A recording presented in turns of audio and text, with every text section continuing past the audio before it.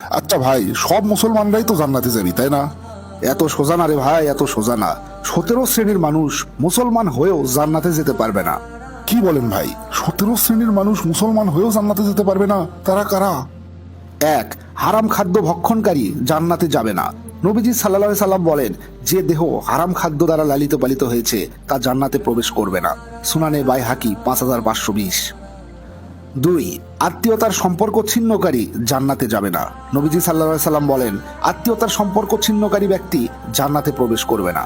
সহিহ বুখারী 5525।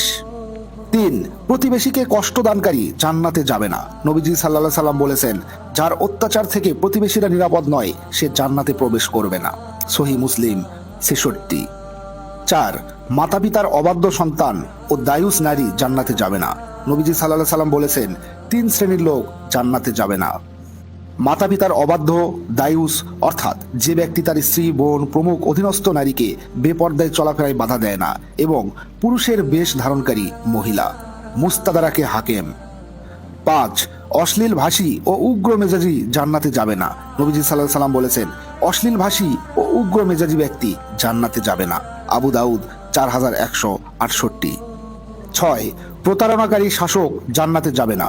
নবীজি সাল্লাল্লাহু আলাইহি সাল্লাম বলেছেন, মুসলমানদের ওপর প্রতিনিধিত্বকারী শাসক যে সে তার অধীনস্থদের ধোঁকা দিয়েছে, সে যদি ওই অবস্থাতেই মারা যায় তাহলে আল্লাহ তাআলা তার জন্য জান্নাত হারাম করে দেবেন। সহিহ বুখারী 6618। 7, অন্যের সম্পদ আত্মসাৎকারী জান্নাতে যাবে না। নবীজি সাল্লাল্লাহু আলাইহি সাল্লাম বলেছেন, যে ব্যক্তি কসম করে কোনো মুসলমানের সম্পদ আত্মসাৎ করে আল্লাহ তাআলা তার জন্য জাহান্নাম ওয়াজিব করে দেন এবং জান্নাত হারাম করে দেন। সহিহ মুসলিম 196। 8, খোটা দানকারী, অবাধ্য সন্তান ও মদ্যপ জান্নাতে যাবে না। নবীজি সাল্লাল্লাহু আলাইহি সাল্লাম বলেছেন, উপকার করে খোটা দানকারী, মাতা পিতার অবাধ্য সন্তান এবং সর্বদা মদ পানকারী, এই 3 শ্রেণীর মানুষ জান্নাতে প্রবেশ করবে না। সুনানে নাসাই 5577। 9, চগলখোর জান্নাতে প্রবেশ করতে পারবে না। নবীজি সাল্লাল্লাহু আলাইহি সাল্লাম বলেন, চগলখোর জান্নাতে প্রবেশ করবে না। সহিহ মুসলিম। 10, অন্য পিতার সঙ্গে সম্বন্ধকারী জান্নাতে যাবে না। নবীজি সাল্লাল্লাহু আলাইহি সাল্লাম বলেন, যে ব্যক্তি জেনে শুনে নিজেকে অন্য পিতার সঙ্গে সম্পর্কিত করে, অর্থাৎ নিজেকে অন্য পিতার সন্তান বলে পরিচয় দেয়, তার জন্য জান্নাত হারাম। সহিহ বুখারী 6269।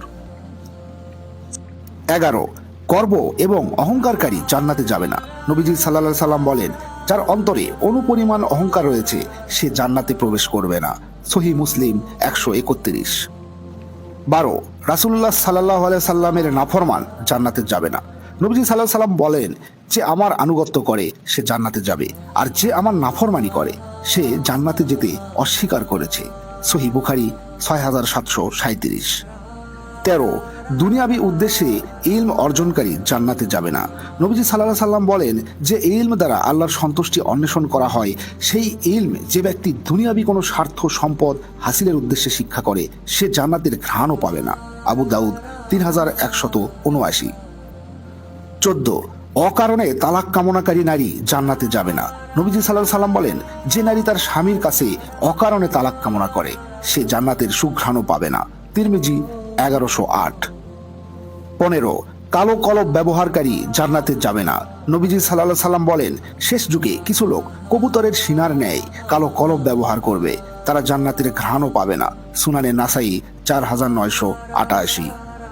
16, লৌকিকতা প্রদর্শনকারী জান্নাতে যাবে না। সহিহ মুসলিম 3527। 17, ওয়ারিশকে বঞ্চিতকারী জান্নাতে যাবে না। নবীজি সাল্লাল্লাহু আলাইহি সাল্লাম বলেন, যে ব্যক্তি কোনো ওয়ারিশকে তার অংশ থেকে বঞ্চিত করলো আল্লাহ তাআলা তাকে জান্নাতের অংশ থেকে বঞ্চিত করবেন। সুনানে ইবনে মাজাহ 2694। বলেন কি ভাই, এই 17 শ্রেণীর মুসলমান জান্নাতে যেতে পারবে না? তাহলে জান্নাতে যাবে কি?